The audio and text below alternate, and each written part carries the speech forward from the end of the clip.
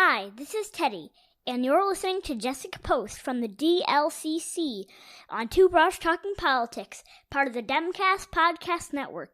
Stay home and save lives.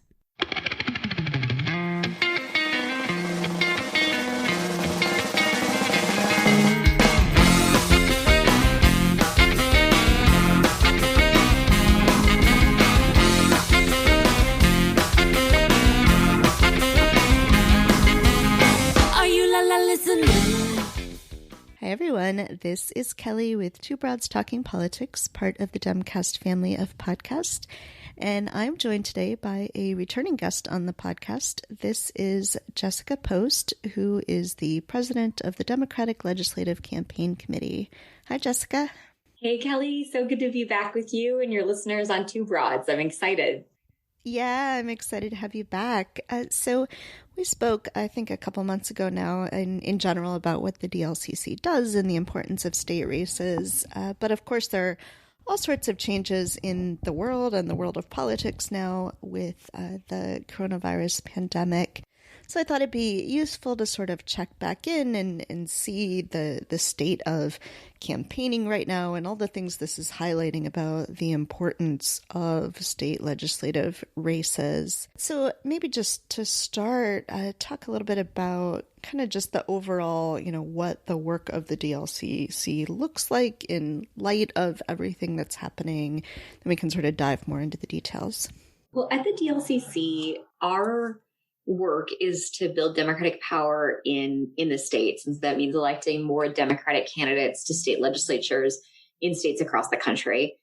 We focus the majority of our resources on states that are close to flipping red to blue and defending at-risk Democratic majorities. And in 2019, that meant flipping the Virginia State House from red to blue and the Virginia State Senate. And we've seen incredible progress in both chambers in Virginia since flipping those legislatures. They've passed automatic voter registration. We know vote by mail is a big topic right now, and it's something that is the purview of state legislatures, especially after what happened congressionally. They also passed the first LGBTQ non-discrimination law, inclusive of transgender individuals in the South. So we've seen so much progress and so much of a change in Virginia from our work. And that's a good example of the impact flipping state legislatures and winning state legislative seats has. There's just so much change that can be made in people's everyday lives by electing Democrats to state legislatures across the country. So at the DLCC, we're a $50 million organization. We have a national team of regional political directors that go and do trainings across the country, help recruit candidates, and work in partnership always with folks in states to build on the existing programs in states to recruit both state legislative candidates, but also to provide support for digital and other technologies to train these folks up for them to do both fundraising, but now increasingly, as you alluded to, Kelly, to do more virtual outreach, be it Zoom-style house parties, peer-to-peer texting. So we're spending a lot of time right now working on educating state legislative candidates and training them on digital organizing and doing more remote candidate trainings, which in some ways, one of our staffers this morning on our all-staff call pointed out is a benefit that we're doing it remotely because we can bring all of the talent of our folks in our DC DLCC office at no cost into these virtual trainings for candidates all over the country. Are you hearing from candidates, anxiety about what all of these changes mean? I think it's of course, people have a lot of anxiety about everything going on in their lives right now and all the ways they're dealing personally with the pandemic, but also in the way that it's affecting campaigning and elections. Is this something people were ready to take on? I assume there's sort of a range of reactions. Well, I think for most of us, it's our first pandemic. So it's definitely a change out there.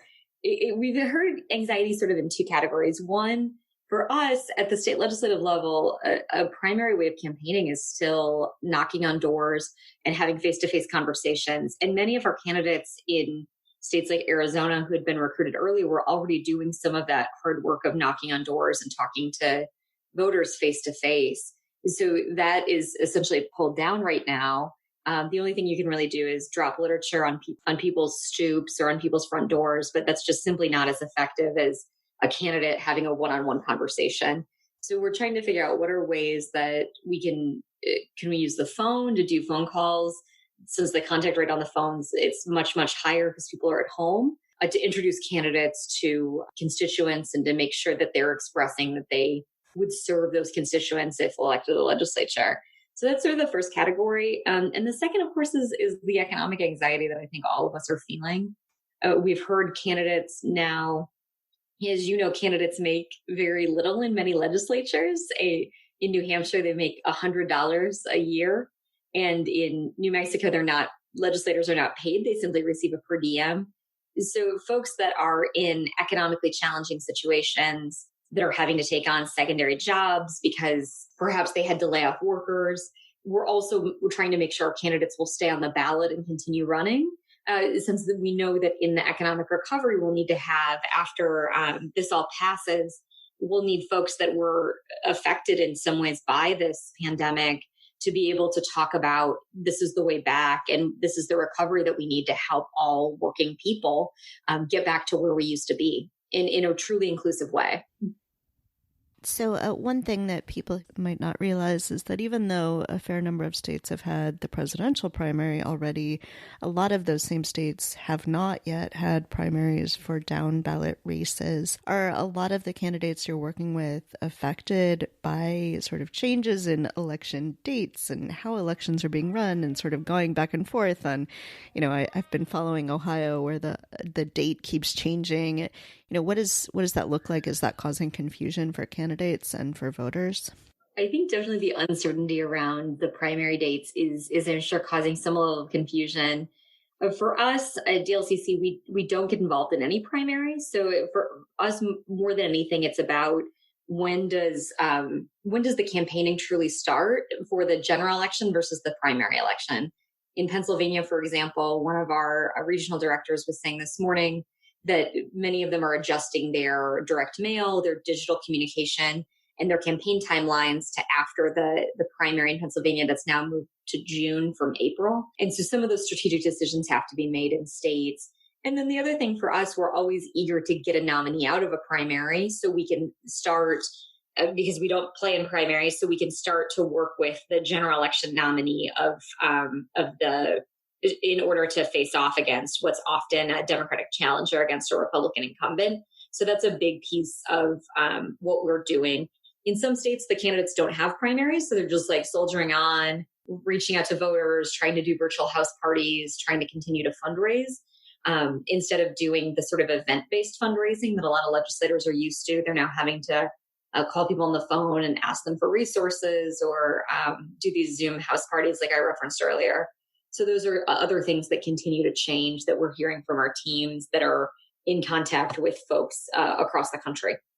So I saw recently some posts on your social media about races that we should be watching, spotlight races for the DLCC. Can you talk some about how those races are chosen, why those particular ones are being spotlighted? That's a great question, Kelly. Yes. And I think at the DLCC, we also are always trying to be more effective. So I think we're examining right now how we do spotlight races.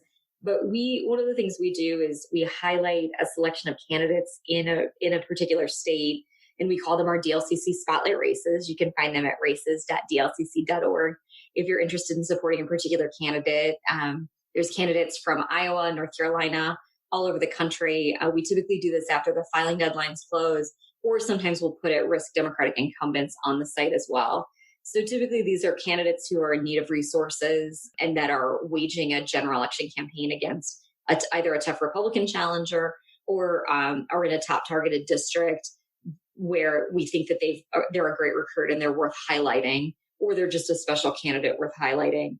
You also can sort by environmental or climate champion, by state, education champion.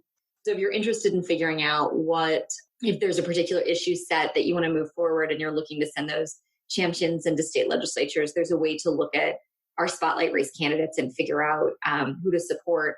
Money at our level of the ballot goes so much further than money up the ballot. Many of our races in states like Montana are won with a few $1,000s, and versus the millions of dollars that are spent in congressional races. We do have some expensive races, but there's still places like Montana and Iowa that'll make you believe in democracy again, that are just not as expensive in terms of the cost of play. So I think there's a lot of focus right now, and with good reason, on what's happening in Congress for passing relief and stimulus bills and things related to the pandemic. But state legislatures have a lot of role they can play in all of this too. What are some of those issues and things that people don't think about as much about being state level issues? And of course, this differs from state to state, but that we should be really highlighting as reasons that people should start caring more about who's in their state legislature. That's a great question. It's clear, I think, to everyone that the president could not have handled this crisis worse than he did if he was actively trying to do it badly. So this has not gone very well at the federal level in terms of response.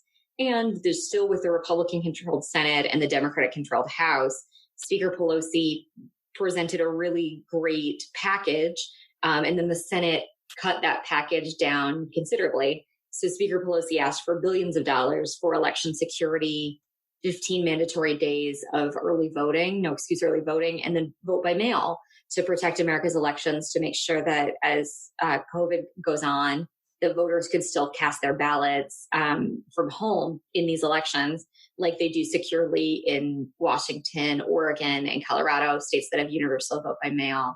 And there's others like Utah, Republican-controlled states, even that have universal vote by mail. So that was not funded. Pelosi only received $400 million, and that went to the states, and the states will have to report back on how they spend those resources. So now it goes to the states to implement vote by mail, if we are able to get vote by mail for this election, to make sure that people can go out and cast their ballots safely, or cast their ballots safely from home. The state legislatures control the voting laws. The districts that you vote in 35 states, they draw either the congressional or the state legislative lines. And in terms of COVID response, voting is a big thing, but also just immediate relief for workers. In Washington state, before the federal government acted, when the pandemic hit the state, they passed $200 million in immediate aid. They've passed laws providing for paid sick leave for people that have been diagnosed with COVID-19 or suspected. In some cases, the states have supplemented the resources. There's been a lot of attention, I think, to the executive orders and the leadership of many of the Democratic governors that have done a great job. But state legislatures still have the power of the purse. They still have the ability to allocate money in these states. So they're the ones providing the funding to back up state unemployment structures, to change the laws to make sure that folks can draw unemployment immediately, or that gig workers or construction workers can draw unemployment right away in this time of crisis. They're also making sure that, for example, Danica Rome in Virginia, the first transgender woman elected in Virginia, and an incredible leader, made sure that her students, the elementary school students and up through high school students that were receiving free or reduced lunch, could get access to those meals still. There was a USDA rule that said you need to be there in person, like in the cafeteria in person, to receive the meal. And she lobbied the USDA successfully and changed a national rule. So now parents can go and pick up the meals for their children to make sure their children are not going hungry while they're not being provided school lunch. So that was incredible leadership of a legislator nationally. And then, as I said, in individual states, they're spending a lot of time allocating resources to back up paid sick leave, to legislating to stop price gouging. Really, most of the laws that affect your day-to-day life are made in state legislatures. So hopefully people are now convinced that they should be supporting state legislative races. So what are some ways right now, while everyone is at home, that people can be really helping out the efforts of the DLCC? Well, thank you. I mean, first, if you're able to go on races.dlcc.org and give even a little bit, so $5, like I said, goes a long way at our level of the ballot. If folks are economically able to do that right now, to give to candidates, it's a huge shot in the arm for candidates who folks in their community may be losing jobs, and they may not be able to still give at the levels that they might have wanted to give to candidates. There's also ways to get involved with virtual phone banking, with peer-to-peer texting. You can check out our website to support DLCC generally, dlcc.org, or to find some of those volunteer opportunities. We'd love to find, if folks have a little bit of extra time on their hands and they want to hear more about state legislative races. We're also happy to call into Zoom house events or a Zoom happy hour. I know I'm doing a Zoom happy hour after work today. This is our new reality. Or to call into a call of folks in a community that want to support state legislators. As I said, there are folks that are on the cusp. This morning, we heard a story about a woman in a state who had to lay off a lot of her employees and now is going back to answer the call to be a nurse, which is pretty incredible. But as she's changed jobs, or if folks have lost some of their ability to work, their ability to sort of raise money and to think about their campaigns is diminished, as we have truly citizen legislatures, part-time legislatures in so many of these states. So finding support for people that across the country who want to make sure state legislatures flip red to blue, and we have so many opportunities to do that across the country this year, would be a huge help. Do you have any way I can put my kids to work? I think like postcards to voters is a great way, I think, to engage kids, right? And some of the young kids are doing virtual phone banking. So all things. I mean, even a postcard to some of these candidates, I think, could go a long way during these times. And I love the social distancing 101 that we should stay more than a donkey length away from others right now. Thank you. Well, and I guess sharing social media content is big too, as we try to increase it. Like you said, there's so many folks out there that are focused on the U.S. Senate and U.S. Congress and the presidency. But the more that our social content can be amplified is hugely helpful on Instagram, Facebook, or on Twitter. All of that's really helpful. The Pennsylvania House Democrats, similar to that, Kelly, came out and they said, like, look, 6 foot social distance looks like the 9 seats that we need to flip the state legislature from red to blue for the Pennsylvania State House. So they lined up, they did a great graphic with the 9 chairs that they need to get. So that was one of my favorite ones that's come out too, in addition to our creative team's incredible content. I love it. Well, Jessica, I know that you are busy. We're all very busy these days somehow. And I really appreciate you coming on the podcast, taking time to talk to me. I think that it's important. I know, people are saying don't politicize all of this. And, I get that impulse. But the fact is, all of this pandemic, and certainly the response to the pandemic, is political, whether people want to accept that or not. And we need to think a lot about what the elections are going to look like in November and who we're getting into these really important seats to really be able to help people moving forward. Thank you so much, Kelly. And I think all of us wish it wasn't political. I wish this was a time where we could praise, and there certainly are some Republicans that have stepped up, but it hasn't been universal. So I certainly wish I could be praising our Republican counterparts for moving beyond partisanship at this point, but there's really a partisan split on people who believe in the seriousness of the pandemic we have in front of us, most unfortunately. So hopefully we can get to a time after this where we can say, like, look, everybody hold their oars in the same way, and this wasn't partisan, but unfortunately there was a partisan split in response. Yeah. Well, Jessica, thank you so much for joining me on the podcast again. And I hope everyone does follow both you and DLCC on Twitter and can help share that digital content and can help out with these races so we don't forget that they're happening very, very soon. I appreciate that. Thank you for your continued podcasting, Kelly, and everything in the Demcast family has been such an incredible asset to our party. So thank you for all you do. Thank you. Thank you for listening to Two Broads Talking Politics, part of the Demcast Podcast Network. Our theme song is called Are You Listening? Off of the album Elephant Shaped Trees by the band Immunuri, and we're using it with permission of the band. Our logo and other original artwork is by Matthew Weflin and was created for use by this podcast. You can contact us at twobroadstalkingpolitics@gmail.com or on Twitter or Facebook at Two Broads Talk. You can find all of our episodes at twobroadstalkingpolitics.com or anywhere podcasts are found.